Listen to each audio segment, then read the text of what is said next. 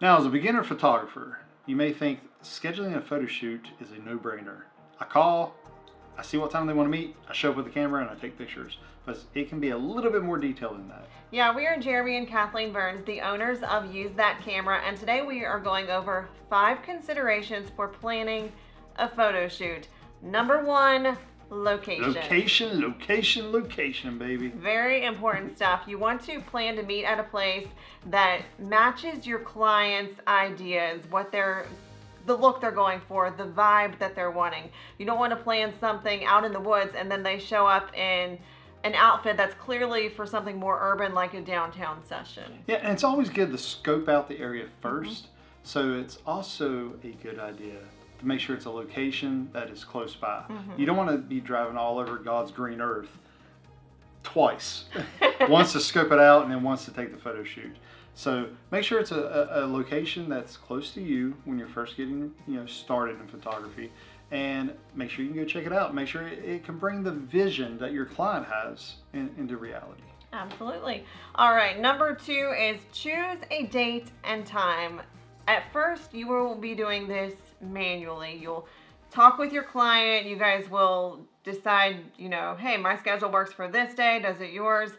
Once you grow your clientele and you get very busy, you will want to automate this. We use software called usesession.com where we go on and choose our availability, the dates and times, and then when clients want to book, we send them to that link and they choose from our availability. You don't have to do that at first, but definitely something to keep in mind for the future. Now, fair warning, you will go crazy as you get busier trying to manage people's schedules around your life and their life, because they will cancel last second, want a different date, want to move dates, want to move times. That's why we decided, and I wish we'd known this in the very beginning, that using a website like usesession.com was perfect because we put in our availability.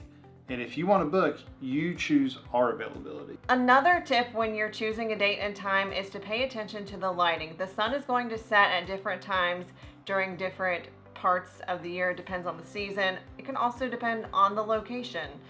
So if you're wanting a golden hour session, you just want to make sure that you're scheduling it at the right time. You may not want to shoot in an open field at 2 p.m. Right. when the sun is at its worst, whether you're a natural light or strobe photographer. Just a bad time to shoot. Tip number 3, you need to decide what gear and equipment I need for this photo shoot.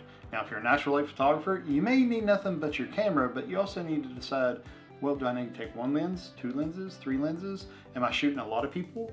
Am I shooting close-ups, portraits? What am I doing? So take that in consideration when you're booking your client for this photo session. If you are at a location where you want to show off a lot of the scenery, make sure you're choosing a very wide lens.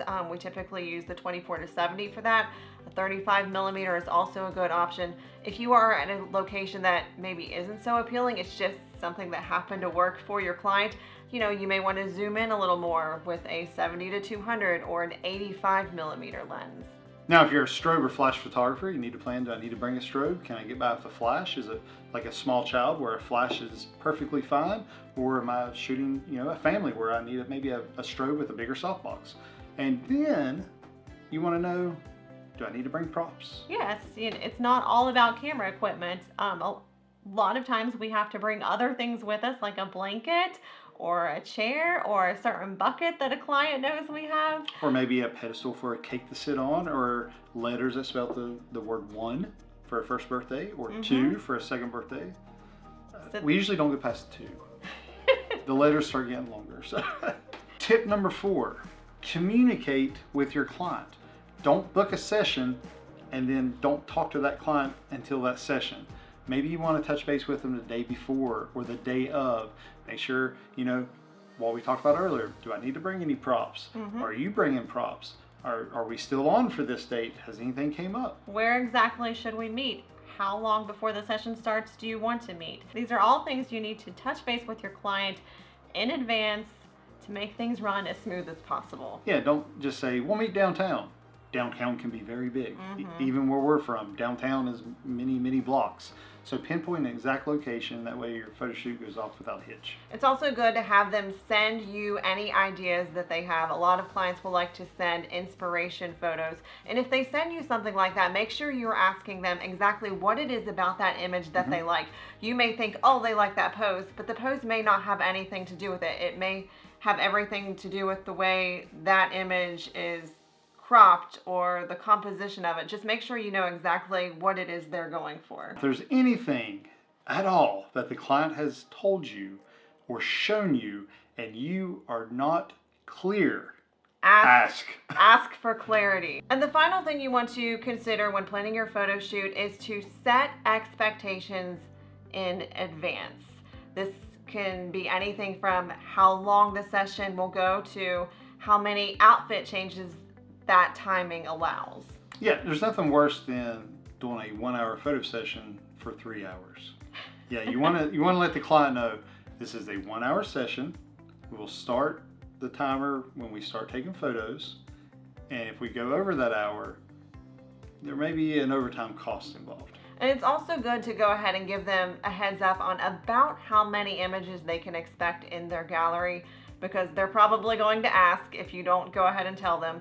And it doesn't have to be an exact number unless you are someone who gives an exact number in a gallery. Just give them an idea of what they can expect and also how long it will take you to get that gallery done. And this is one of those situations where you want to over-deliver and under-promise. I was going to say under-promise, over-deliver. I said it backwards, yeah, you did, but that's okay. But that's like if you're a photographer who does set an X amount of images, say it's 15, maybe tell the client during the session, it's 15, but I'll probably throw in a few extra. You know, make them feel good about it. And if you know that this gallery is going to take you about a week to get done, tell them 2 weeks.